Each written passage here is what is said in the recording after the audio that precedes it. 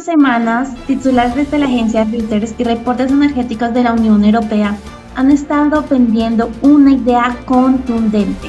La energía atómica es el milagro definitivo para detener la crisis climática y reemplazar el petróleo. Nos pintan un panorama donde los reactores son la única salida verde frente al calentamiento global. Pero mientras en la televisión nos venden ese titular perfecto, la realidad técnica en los territorios nos muestra otra cara. De acuerdo con informes recientes emitidos por la Autoridad de Seguridad Nuclear ASN en Francia y reportes de la estatal EDF, las olas de calor récord obligaron nuevamente a apagar y reducir la potencia de reactores en ríos como el Ródano y el Garro, para evitar desastres ecológicos. Hoy abrimos el expediente. ¿Estamos ante la verdadera salvación energética o ante un monstruo radiactivo disfrazado de progreso? Bienvenidos. Yo soy Mariana y el día de hoy voy a estar moderando esta mesa para que no se nos vaya de las manos. A ver, dejen hablar a Matías que se habla y nos trae datos de laboratorio. Bienvenido, Matías. Hola a todos, soy Matías y para responderles directamente a Mariana específicamente, verterla como salvación climática es un chiste técnico, seamos realistas, porque no te está salvando, literalmente, quizás supuestamente está mitigando el cambio climático, pero como tal no lo está haciendo y hace mayores afectaciones que en estos momentos les voy a hablar. Usamos una simulación de NUCMAC de Alex Goldstein simulando una falla o un impacto, por así decirlo, en una planta nuclear en Akuya, Turquía, de 100 kilotones. Les voy a leer lo que dijimos en el informe.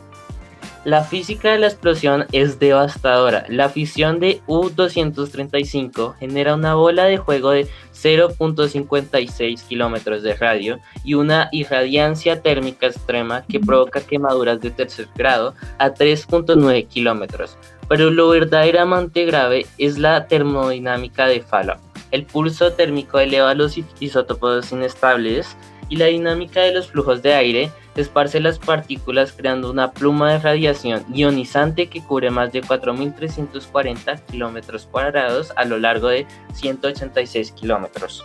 Esta radiación que les estoy diciendo rompe los enlaces moleculares del ADN a niveles subatómicos, literalmente no la podemos ni siquiera manipular, haciendo que no podamos combatir esta supuesta crisis climática con una tecnología que, ante un error, destruye la biología del suelo por siglos. Literalmente se puede ver como en Chernóbil y más lugares donde hubo impactos nucleares, no hay, por así decirlo, lugar donde el ADN haya sido modificado, siendo esto que supuestamente estamos salvando de la crisis climática. Vemos que literalmente el impacto está ahí y no está salvando nada. Entonces es algo que tenemos que observar. Hola, soy Esquel. Miren, la verdad entiendo sus opiniones, pero basándonos en base al constructo social que tenemos acá, siendo políticos y razonando, tenemos que saber que mediante las guerras siempre se ha amenazado con bombas nucleares, con destruir países, con matarnos, con gases mostaza, con un montón de armas creadas en laboratorios, los cuales nos afectan muchísimo. Y bueno, yo entiendo que aquí no querramos utilizarlos, porque bueno, dañarían nuestro ecosistema. Nosotros somos un país rico en naturaleza, en páramos, animales. Es obvio que no queremos utilizarlo. Y mediante eso también quiero opinar que el fracking no está bien. Sinceramente no opino que deberíamos hacerlo.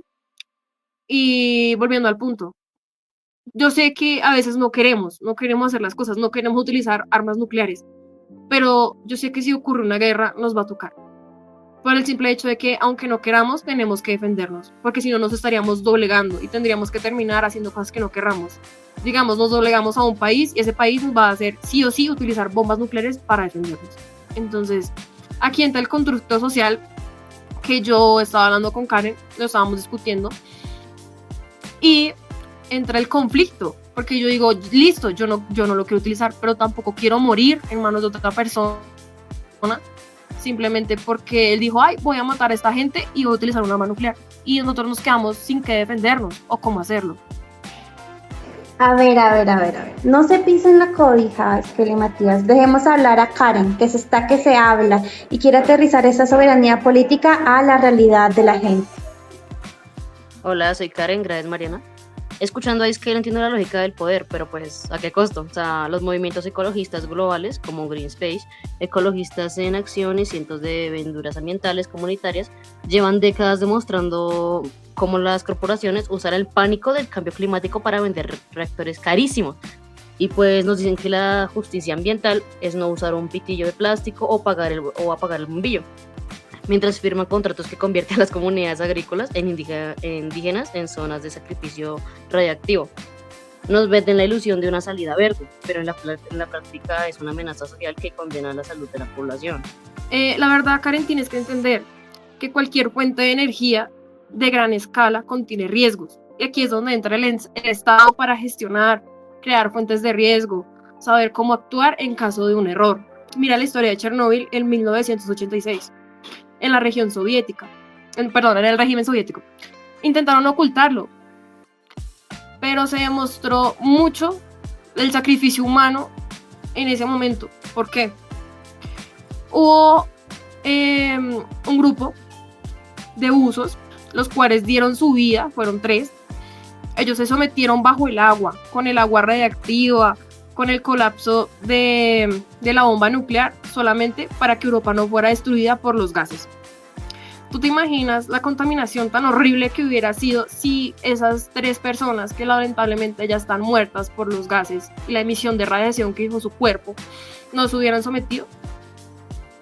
Y bueno, listo, nos venden esta supuesta salvación y dependiendo de la entrega humana que tuvieron. Pero con el contacto del desastre desde 1945, quiero sacar aquí a relucir la bomba de Hiroshima, donde los radares lamentablemente fallaron y la detonación ocurrió a una latitud y distancia la cual no fue calculada y no sabemos la magnitud que tuvo por un error humano, y sabemos que los errores humanos existen y que la tecnología atómica es muy peligrosa, pero los estados tienen que tener ciertos límites para saber cómo manejarlos, saber qué hacer en caso de un error humano, porque todo humano comete errores.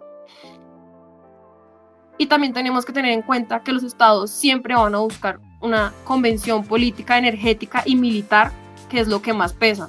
Por lo que ya dije, puede cometer errores, pueden haber guerras nucleares, lo cual no queremos dañar el país con gases nobles, con gases tóxicos, no queremos más mutilaciones, no queremos más afectaciones físicas al cuerpo. Entonces, eso es de lo que quería hablar por ahora. Esperemos un segundo, que Matías tiene la mano levantada para explicar por qué técnicamente esta energía tampoco le sirve a los ríos en la crisis climática. Háblanos, Matías, coméntanos sobre lo que tienes por aportar. Bueno, pues es que la verdad es que la ciencia expone una trampa llamada salida climática, por así decirlo.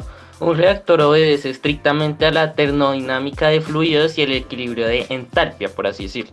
Necesita un caudal constante de agua para disipar gigavatios de energía térmica residual, que literalmente funciona como un calentador gigante. Literalmente el agua fría pasa por el reactor y termina cayendo caliente. Según la agencia AFP y el World Nuclear Industry Status Report, en las olas de calor récord en Francia, reactores en el Ródano tuvieron que apagar sus turbinas porque el agua de vuelta superaba el límite legal de 28 grados, o sea, como así, el choque térmico destruyó el oxígeno disuelto y generó un ecocidio acuático, literalmente mató toda la fauna marina de ese río. ¿Cómo va a ser que una solución al calentamiento global, una tecnología que se paraliza precisamente cuando hace calor?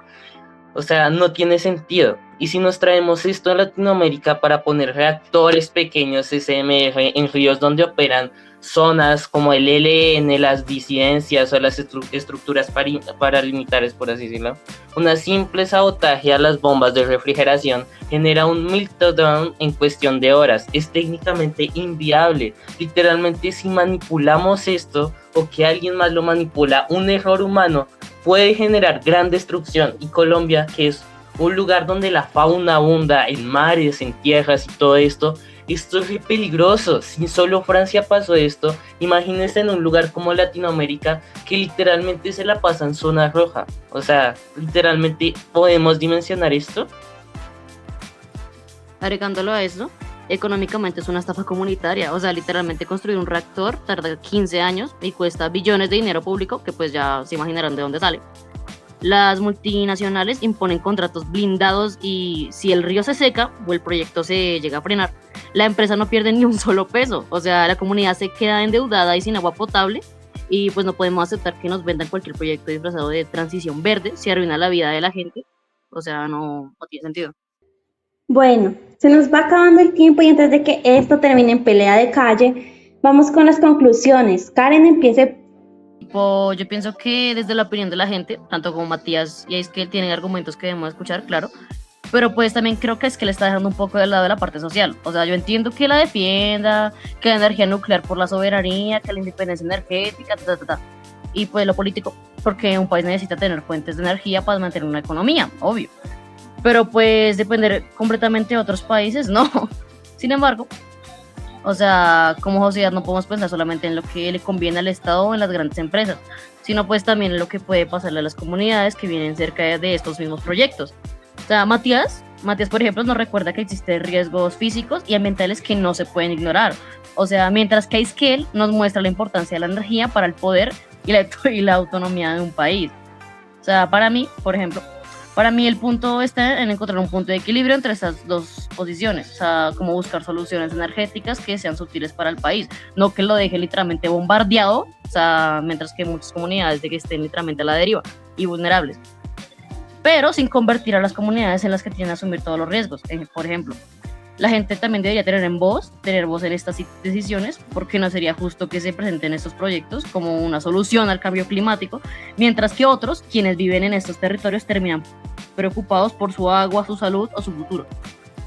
Bueno, ya cállense los tres, ya hicieron mucho bololo, que nos van a censurar este episodio. Y Abelardo nos manda a la policía a la mesa y además nos manda a su mega cárcel. Como ven, nuestra patria es un caos hermoso, nos encanta la polémica, pero no nos ponemos de acuerdo en nada.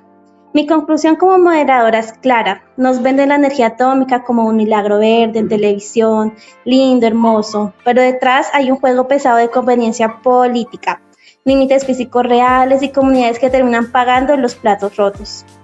Como raro en Colombia. Saquen sus propias conclusiones en casa. Nos vemos en el próximo episodio antes de que un reactor o un político nos borren del mapa. Chao, chao. Y esto es Podcast para el Pueblo.